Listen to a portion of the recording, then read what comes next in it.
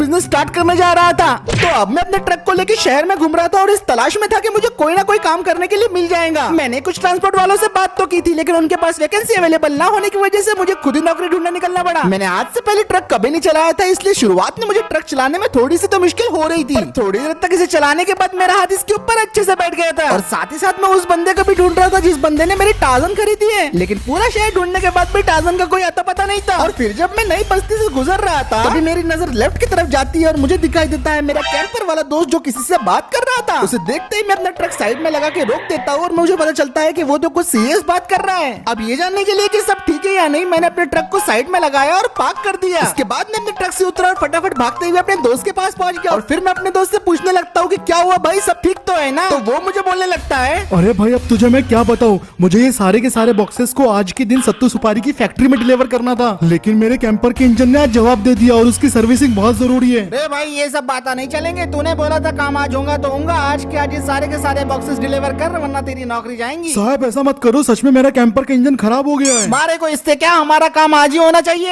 अब ये सारी बातें सुनने के बाद मुझे लगा कि मुझे अपने दोस्त की मदद कर देनी चाहिए, तो मैं ठेकेदार साहब को बोलने लगता हूँ, साहब आपको बॉक्सेस ही डिलीवर करवाने हैं ना, तो वो मैं कर दूंगा। और चोरे तू कौन है? फिर मैं उन्हें समझाता हूँ कि कैंपर वाला मेरा दोस्त है, इसके बदले का काम मैं कर सकता हूँ और मैं उन्हें यकीन भी दिलाता हूँ कि मेरा ट्रक आपकी डिलीवरी आराम से कर देगा। अब मेरी सारी बातें सुनने के बाद ठेकेदार साहब बोलने लगते हैं, ठीक है चोरे, मारे को तो बस डिलीवरी से मतलब हो।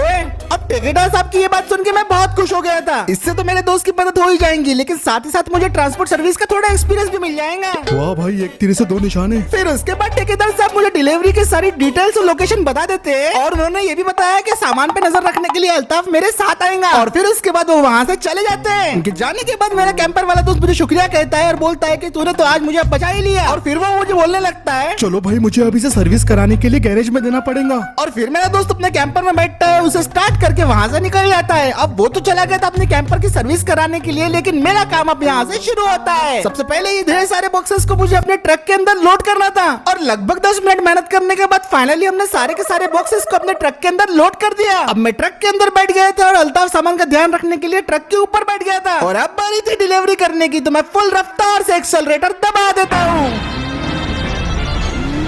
ट्रक तो फुल रफ्तार से चल रहा था, लेकिन अल्ताफ काफी ज्यादा डरा हुआ था। ये कैसे चला रहा है, देखो लाइसेंस कौन दे रहे हैं? मेरे सारे ड्राइविंग स्किल्स आज काम में आ रहे थे और मैं ट्रक को हवा की रफ्तार से भगाया जा रहा था। सिर्फ 2 मिनट के अंदर ही मैंने छोटी बस्ती को पार कर लिया और उसके बाद मैं वेस्ट साइड की तरफ निकल पड़ा। और ऑफ रोड रेस का सारा एक्सपीरियंस तो तब जाके काम में आया जब मैं इस ट्रक को ऊबड़ खाबड़ रास्तों में चला रहा था और ऊबड़ खाबड़ रास्तों पर मैंने इसे आराम से कंट्रोल कर लिया। डिलीवरी को पूरा करने के लिए हमारे पास सिर्फ और सिर्फ 15 मिनट ही बाकी थे और किसी भी हालत में मुझे इसे कंप्लीट करना ही था। अबे ये बाइक नहीं ट्रक है रे, मैं मर जाऊँ रे, तो बचाओ रे।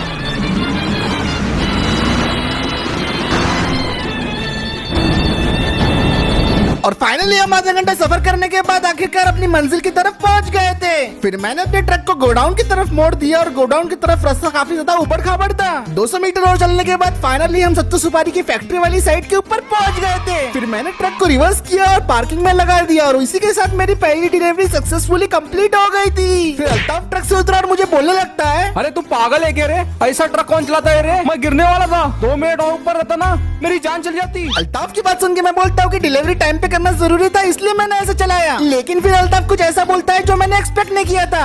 पर कुछ भी हो, ट्रक तो तूने बढ़िया ही चलाया। तेरे जैसे लोगों की मार्केट में बहुत वैल्यू है। देख मैं देखो कुछ लोकेशन व्हाट्सएप कर रहा, वहाँ पर जाओ फटाफट पार्सल उठा ले, बोलना अल्ताफ भाई ने भेजा था। ये बात सुन के मैं काफी खुश होता हूँ और पूछता हूँ कि अल्ताफ भाई इसके पैसे तो मिलेंगे ना मुझे? हाँ हाँ बिल्कुल मिलेंगे, जितना भी मिलेगा अपन दोनों बांट लेंगे। हाँ और एक और बात, मेरे मालक को मत बताना। ये सारी बातें होने के बाद मेरे व्हाट्सएप पे सारी डिलीवरीज की लोकेशन आ गई थी और यहाँ पे मुझे आज सारी की सारी डिलीवरीज को कंप्लीट करना था। इस काम में भले मुझे पैसा कम मिले, लेकिन ये मेरे लिए एक बहुत अच्छी शुरुआत थी। तो अल्ताफ से मैं इस काम के लिए मान जाता हूँ और फाइनली मेरा ट्रक ड्राइवर का धंधा शुरू हो गया था। अब मुझे बस अल्ताफ भाई के बताए हुए ठिकानों पे जाना था और अपनी डिलीवरीज को स्टार्ट करना था।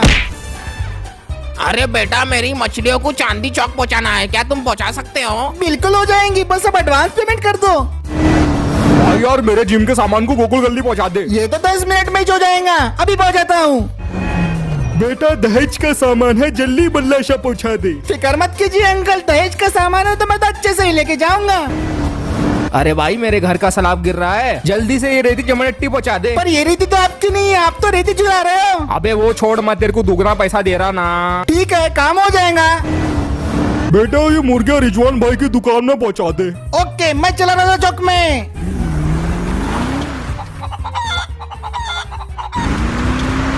मैं पूरे तरीके से अपने काम पे फोकस था और एक के बाद एक में कई सारी डिलीवरीज को लगातार सक्सेसफुल किया जा रहा था और जैसा मैं सोच रहा था वैसा ही सब चल रहा था। अरे वो क्या था?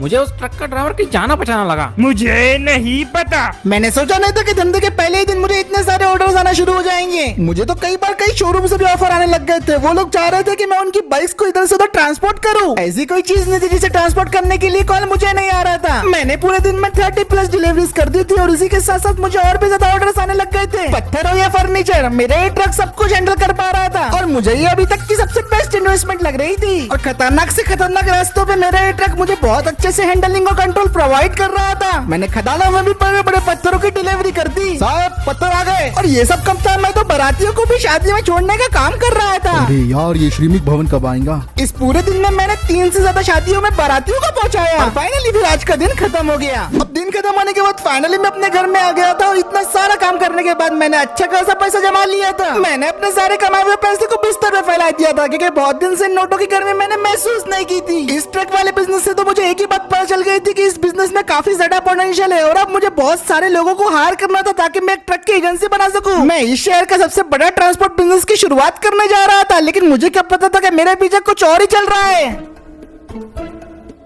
मुझे एक बात बताओ, मैं तुम लोगों को काम करने के पैसे देता हूँ या फिर ऐसे ट्रक खड़े रखने के? सुबह से ट्रक क्यों नहीं चल रहे? काम क्यों नहीं हो रहा है? अरे भाऊ काम मिलेगा तो करेंगे ना। भाऊ कोई नया ट्रक ड्राइवर आया है, 10 मिनट के अंदर डिलीवरी कर देता है, वो भी सुपर फास्ट। क्या बकवास कर रहे हो? ऐसा नहीं हो सकता। अरे भाऊ सच्ची बोल रहा है ये, हर कोई सिर्फ उसके पास ही जा रहा है अब। क्योंकि वो सस्ते में काम करता है। मुर्गी वाले से लेके गिट्टी वाले तक सब उसके पास ही जा रहे हैं भाऊ। ऐसे ही चलते रहा ना भाऊ तो ट्रक बेचने पड़ेंगे। कुछ दिनों में तो डीजल डालने के भी वांदे लग जाएंगे भाऊ। भाऊ ऐसे रहा तो अपना धंधा खा जाएगा, आपकी इज्जत मिट्टी में मिल जाएंगी, मिट्टी में। अपनी जबान पे काबू रखो।